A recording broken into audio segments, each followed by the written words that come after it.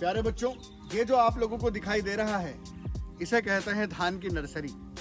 जैसा कि आप लोगों को पता है कि धान लगाने के पहले हमें नर्सरी तैयार करनी पड़ती है जिसमें छोटे पौधों के रोपे तैयार होते हैं। यहाँ पर ग्रामीण क्षेत्र में कुछ इस तरीके से देशी तरीका लगाया जाता है। बांस के छोटी छोटी बल्लियां लगाकर चारों ओर से इनमें साड़ी से लपेट दिया जाता है ताकि बाहर से आने वाले जानवरों से इस रोपे की सुरक्षा की जा सके।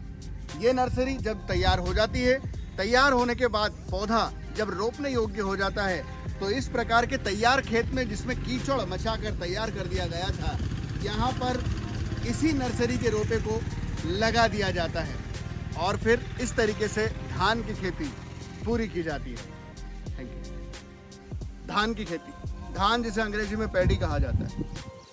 पैडी, इस धान की खेती के लिए दो तरीके सबसे बेहतर होता है।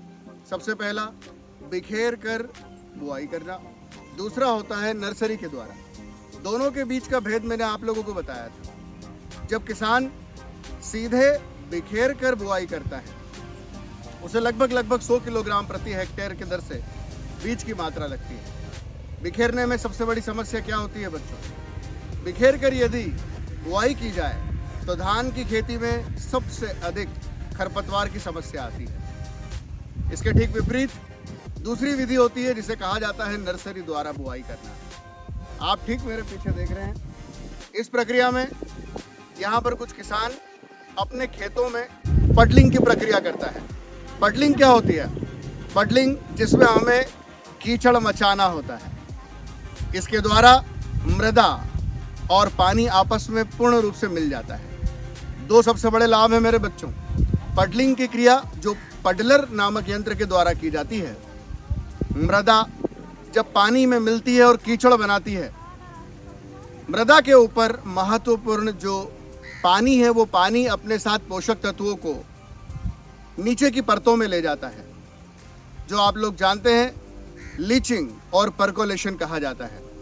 लीचिंग और परकोलेशन के कारण मिट्टी के ऊपर के सारे पोषक तत्व नीचे चले जाते हैं। इसे बचाने के लिए पडलिंग प्रक्रिया की जाती है। पडलिंग के बाद मैं आपसे बुआई के संबंध में बात कर रहा था बच्चों। बुआई में क्या होता है? पीछे जो किसान आप लोगों को पीछे दिखाई दे रहे हैं, इन किसानों ने सबसे पहले अपनी एक नर्सरी तैयार की है जिसमें धान का रोपा तैयार हुआ है। वहाँ से रोपे को निकाल कर ट्रांसप्लांटिंग की जा रही है।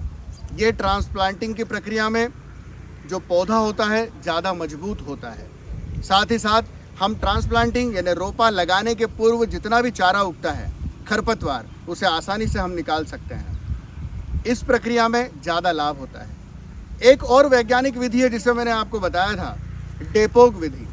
नर्सरी की यह विधि फिलीपींस की मनीला से विकसित की गई। इस विधि में क्या हुआ था बच्चों?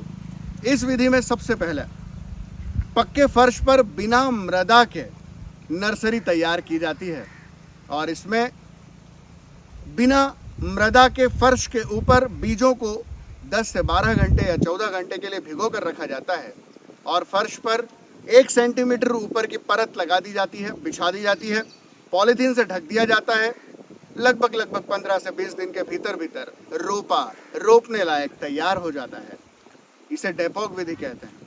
आप जानते हैं कि आपकी परीक्षा में प्रश्न क्या आते हैं? डेपोक विधि किस फसल से संबंधित है? धान की बुआई की कितनी विधियां हैं? धान की सीधी बुआई में क्या हानि है? यदि धान की सीधी बुआई की जाए तो बीज दर क्या होगी? ये वो सारी बातें मैं आप लोगों को आज सीधे ग्राउंड जीरो से बताने आया हूँ। यदि आप ध्यान से देखेंगे, ये धान का खेत, इसमें कीचड़ तैयार किया गया है और अब किसान यहाँ पर रोपा लगा रहे हैं।